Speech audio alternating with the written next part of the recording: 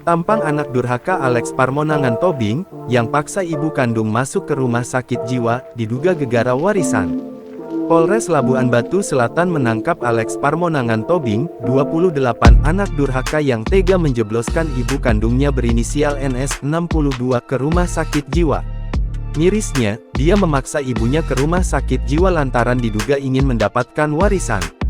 Sedangkan, ibunya sama sekali tidak memiliki gangguan kejiwaan berdasarkan surat yang dikeluarkan Dr. RSU Putri Hijau Medan.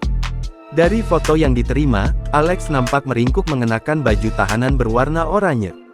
Tangannya diborgol dan dia nampak lusuh berdiri di depan papan khusus berfoto para tersangka. Terlihat, pria bertubuh gempal ini berkalung kertas putih bertuliskan tersangka beserta pasal yang disangkakan. Kapolres Labuan Batu Selatan AKBP Maringan Simanjuntak menerangkan, tersangka merupakan anak kandung korban. Peristiwa ini terjadi pada Kamis tanggal 16 Februari tahun 2023, lalu sekira pukul 22 waktu Indonesia Barat di perkebunan Teluk Panji Dusun V, Desa Perkebunan Teluk Panji, Kecamatan Kampung Rakyat, Kabupaten Labusel.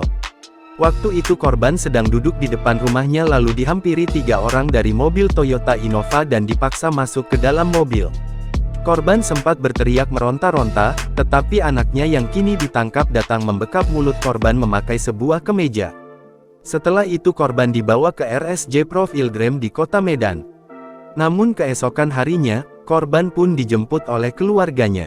Merasa tak terima, wanita ini melaporkan anaknya ke polisi dan ditangkap pada tanggal 17 Oktober lalu.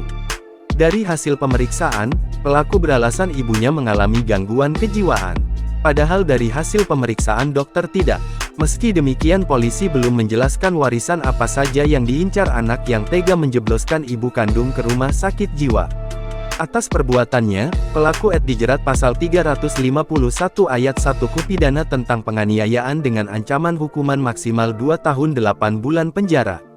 Download Tribun X sekarang, menghadirkan lokal menjadi Indonesia.